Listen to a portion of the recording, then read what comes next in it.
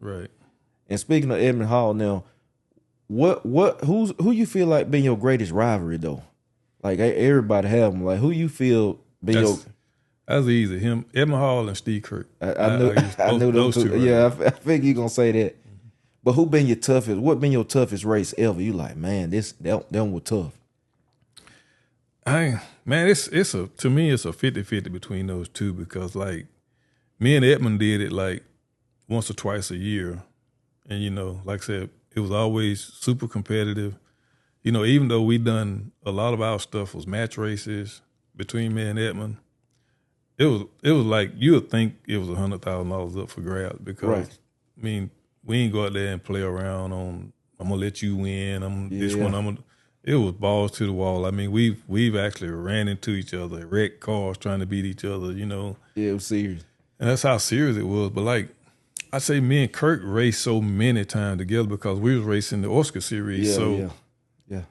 man, I remember times like every time me and him pulled up, like I would hate to see me and Kirk meet first round because like if we met first round and one of us lost, I could tell the difference in the stands. A lot of people would leave if I lost or Kirk lost. It was a big disappointment. Everybody wanted to see us at the last two cars standing there. So, That's he crazy. he was definitely a rival. But at the same time, man, like I say, me and him was cool and good. But like people always want to see me and him go at it. And like I said, man, they did. we was They balls did. to the wall when we went. Man, y'all would put on a show, man. Right. Like, and now how did that make you feel? Seeing that, like you said, if y'all made it first round, and then you can actually look and see, man, people leaving, like Right. they leaving the stand. How did that make you feel? I mean, cause y'all that just show how much weight y'all Right. name held Right. and stuff. So Absolutely. what kind of like how did it make you feel in connection with the people?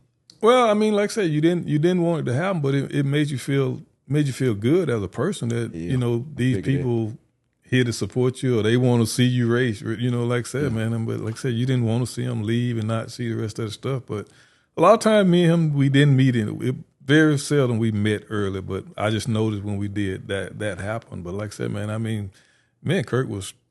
Man, we did a lot of match races. We did the Oscar deal, and then I remember times where people just started paying. I guess because like J Bonds and a lot of promoters that seen that me and Kirk was a big deal right then, they started paying. People started paying like, Smart hey man, business. I want you and Kirk to come do a match race at our racetrack. So me and Kirk sat down at the table, agreed upon a price that we gonna charge to go do this stuff, and we made it a business. And man, we were smart. like, at one time, we were probably booked like 3 weekends out the month to go somewhere and just do match races at one time. 3 weekends a month. We was having to turn stuff down. It was getting like that. Yeah, because just like it was gonna water it down too fast if we just Well, kept, yeah, that's true. If they seeing you too much, so you got to balance it. right. Man, that's good. That's good business. Like how is that today? I mean, or is a lot of people getting into that? Or how do you feel? Because I know you're a promoter too, as well now. Because that's a smart in my eye. That's a smart business move. Right. If somebody's popping, like how does that apply today? Do people do that today? Is it smart to do today? It can be, but man, on a racing so different now. I mean, Yeah, it's true. like back then, I think people knew we were doing match races. We didn't consider it as a grudge.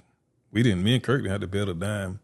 I mean, but people knew it was going to be a real race. They knew they knew it was a real ride, and we was going to go balls to the wall.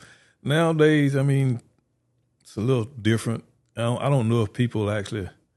I think that getting paid to show up kind of hurt the game a little bit, to be honest with you, because the racers didn't know how to keep that a secret. Yeah. Start telling it and putting it out there that I'm getting paid to be at this event. And I think that was bad. That's kind of bad for the, sort of the grudge part of it. Right. So I think that hurt a little bit. And I don't know how much that go on. There ain't nothing wrong with it because like I say, it's a business move, but you got to keep it private. Keep it to yourself. You start exposing that to, how racing is, man. You start exposing that to everybody else that, hey, I'm getting paid $2,500 to be here. Well, They don't understand, and everybody feels like I should get paid. I'm just as good. The next man gonna say, I'm just as good as him. Why I ain't getting that?